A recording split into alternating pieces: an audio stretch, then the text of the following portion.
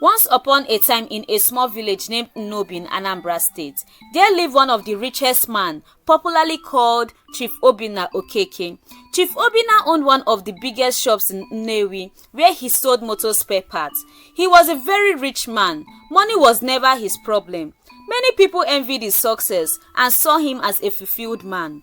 But deep down, Chief Obinna was not happy. Something bothered him inside.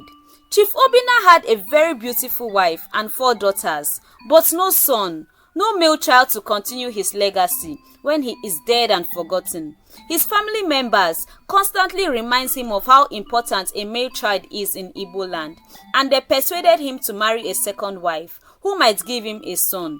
But Chief Obinna was a very faithful man who loved his wife and daughters so much. He ignored everyone's advice about taking a second wife.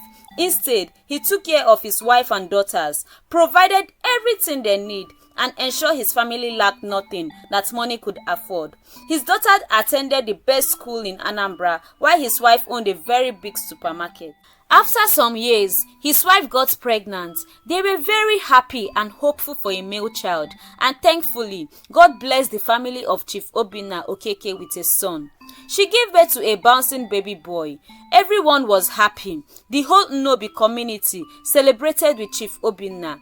On the day of the naming ceremony, his compound was filled like a festival. People came from far and wide to celebrate with him. There was plenty to eat and drink: rice, stew, swallow, abacha, ukwa, and many other delicacies. People ate to their satisfaction and even carried some home. Chief Obinna named his son Obinna Jr. After the birth of his son, Chief Obinna's business expanded greatly. He opened different branches across the states. Some years later, Chief noticed something strange about his son. At the age of 10, he stopped growing. He had stunt growth. He was just stuck to the ground. At first, they thought it was a delay. They went to different hospitals in the city, native doctors, prayer houses, even fasted, but nothing changed. The doctors finally confirmed that he was a dwarf. The news hit Chief and his family hard, but after years of trying, they accepted the fate.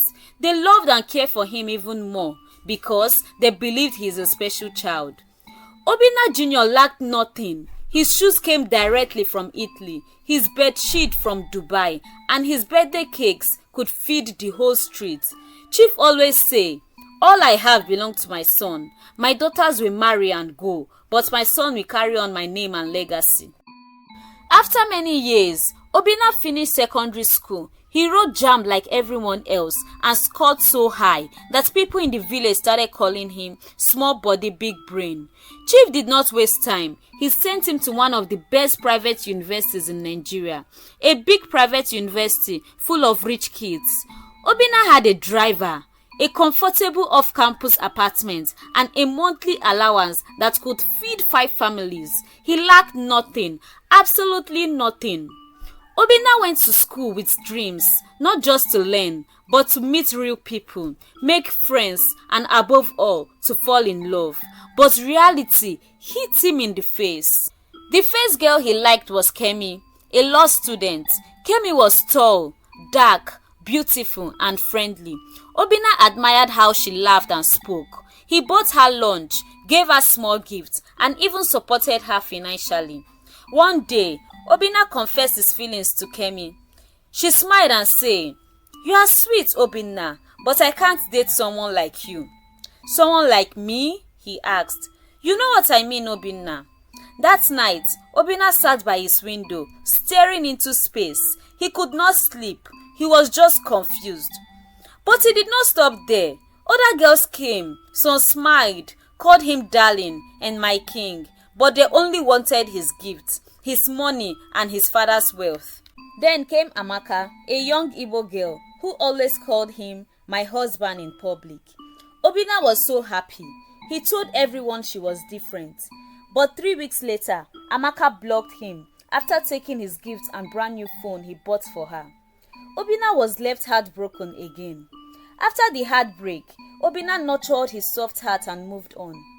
At a campus party, Obinna approached Amarachi, one of the tallest girls in class. She folded her arms, looked down at him, and teased. So small but mighty, you want to date me? Obinna stretched himself on tiptoe and said, height does not matter when love is tall, my dear. The crowd laughed. Amarachi lifted her foot playfully over his head. If I match you now, you will confess who your real love is. Obinna jumped back dramatically. Abeg o, I'm not a cockroach. I'm a full husband material. Everyone burst into laughter. Amarachi shook her head and said, go and find someone your size before I use you to test my slippers.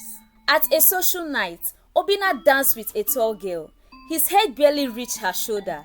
The DJ switched beats. She spinned around and suddenly Obinna disappeared under her gown.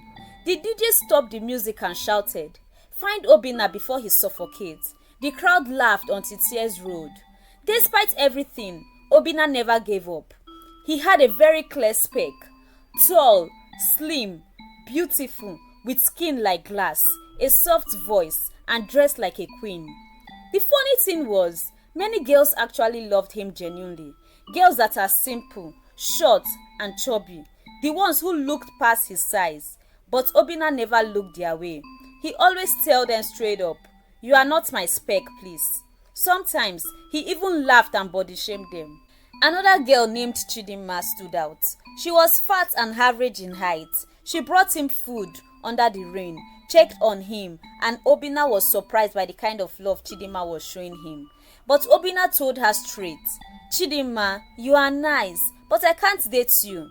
I like fine girls who are tall, slim, and beautiful. I'm sorry, Chidinma, you did not meet my standard. You are too fat and almost the same height as me. She walked away quietly, felt very hot. That evening, Chidinma went home in tears.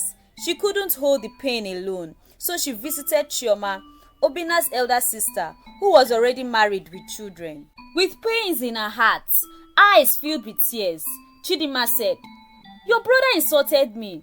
I have done everything for him. I cared, I supported, I showed him love, but he told me I'm not his spec, that I am fat and not beautiful enough. Chioma hugged her gently and wiped her tears. Don't cry, my dear. Men don't always know what they want. Obinna can be very stubborn, but I will definitely talk to him. Chidinma left consoled, but still wounded. The very next morning, Chioma marched to Obinna's house. Obinna Jr., she called him. He came out lazily, still holding his phone. Yes, sister, he said. Chioma signed, looked him in the eyes and said, are you aware that you are the only son of this family? Do you know what that means? You are not a small boy anymore. You need to settle down. There is no time. Stop chasing shadows. A good woman is better than a tall one. You should be grateful that someone as beautiful as Chidinma loves you genuinely. But Obinna waved his hand. Don't worry, sister. I know what I want. I will find my spec. Chioma nodded her head. I don't need to stress much, but one day you will definitely understand, and I pray it's not too late. Obinna graduated from the university and completed his NYC in Anambra State. After the one-year program, he took over his father's business. He rented and furnished a nice apartment for himself and continued his search for love. His spec did not change. He still admired tall girls. One day, he saw Zara, his longtime university crush. She was tall, light-skinned, and model-like. Nails always done. She used the latest phone. She spoke with an accent and wore sunglasses at night. She only greeted people who looked expensive.